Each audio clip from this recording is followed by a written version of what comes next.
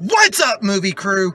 Welcome to the second part of this special ranking video. Before I get started, if you are new to this channel, my name is Luke, this is Let's Watch a Movie, and if you're in anything cinema and physical media related, you've come to the right place, so hit that subscribe button. Alright, so on Monday, I did my top 5 of the year so far. Today, I am going to do the top 5 that I am looking forward to for the rest of the year.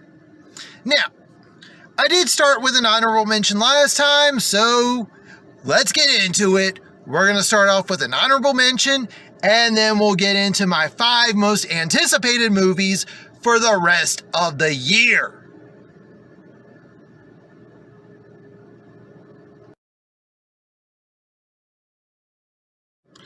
Alright, so my honorable mention is the Ghostbusters Afterlife sequel. And the reason that I am putting this as the honorable mention instead of putting it in my top 5, because I did see Afterlife and I loved it. It was great. The problem is that right now, we don't have a title. To my knowledge, it's still shooting. And we're in the month of July, and it's currently scheduled for December. I have a feeling this movie's getting pushed back, and because of that, I wanted to put it as the honorable mention, just in case I'm wrong, and it does indeed come out in December. So my honorable mention is the Ghostbusters Afterlife sequel. Alright, number 5 is Exorcist Believer.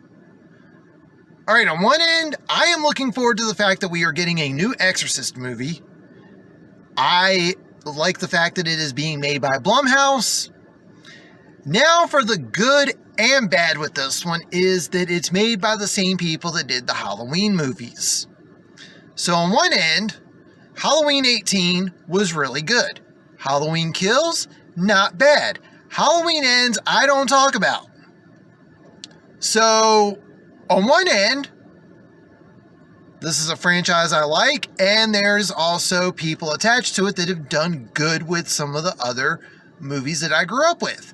On the other end, they've also done really bad with the movies that I've grown up with. So that's why it's at number 5. I'm going in, I'm looking forward to it, but I'm also lowering my expectations.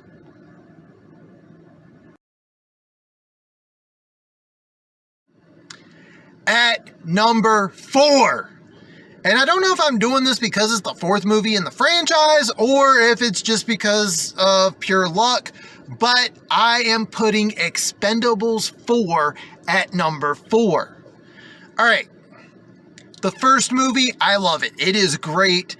I will probably be rewatching it at some point in the near future because it is just a fun movie. The second one, not quite as good as the first one, but it is still a good movie. The third movie sucks and killed off potential spin-offs. Yeah. However, I am being cautiously optimistic. It does feel like a lot of the people that have been previously involved are kind of on the upswing of things. So maybe Expendables 4 will be good.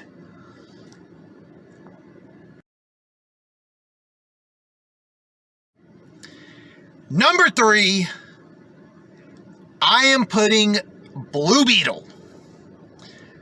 And I know what everyone's thinking, I didn't really like The Flash as much as everyone else did. Shazam wasn't bad, but it wasn't great either. Aquaman's probably getting pushed back if it ends up having to go through more reshoots. So why am I putting Blue Beetle as high up as I am?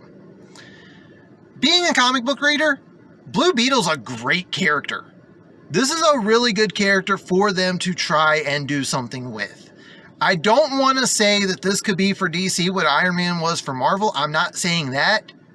But this is a character that could bring in audiences that wouldn't normally watch comic book movies. And you've got the right amount of heart that you need with some of these movies, but you also have a little bit of humor. I mean, you got George Lopez playing one of the characters. So personally, I think Blue Beetle's going to be good. It's probably going to be the best theatrical release DC does this year.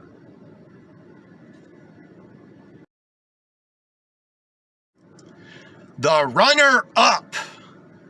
And I can't believe I'm giving this the number 2 spot, given that its rumored runtime is almost well over 3 hours. But I am going with Killers of the Flower Moon.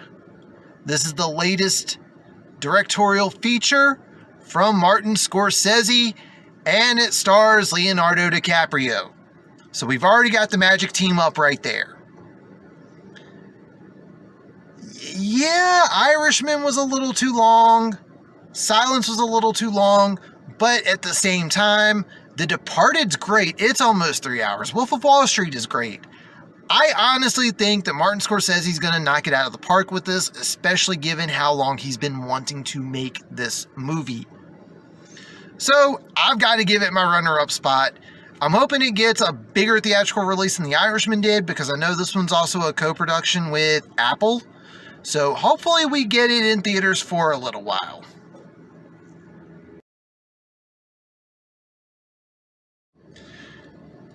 Alright, so my number 1, and if you've seen my most anticipated movies of 2023 list, this one shouldn't come as a surprise given it was number 2 on that list. I will have a pinned comment down below for anyone that wants to check that out. But my number 1 is Oppenheimer. If you don't know this by now, I am a Nolan stan. I will praise just about everything that he makes. I've been looking forward to this movie since it was announced. It looks like they've got a solid cast. And because of Nolan's, I don't want to say disdain, because he does use CG for some stuff, but apparently he actually blew some stuff up to make this movie. He's got one hell of a stacked cast. This is probably the most stacked cast he has had since Inception. And I stand behind that, no regrets. I hate that it's a 3-hour movie, but I also like the fact that we are finally getting another rated R movie from Nolan. We have not gotten one of those since Insomnia. And on top of that, one of the things I've noticed from being a fan of Nolan over the years is how much I would love for the man to release a horror film. And a lot of people have said from early screenings that they've gotten to see that this is probably the closest to a horror film we are going to be getting from Nolan. I am very excited for this movie. I am very hyped for it.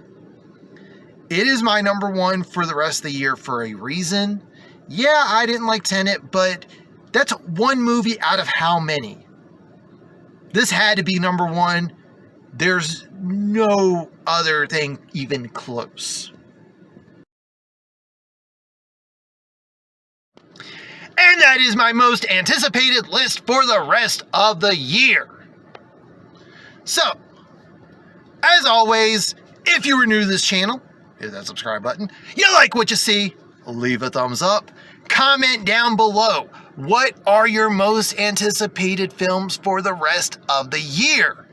And do you agree or disagree with my list? Let me know in the comments down below. But that's going to do it for this one.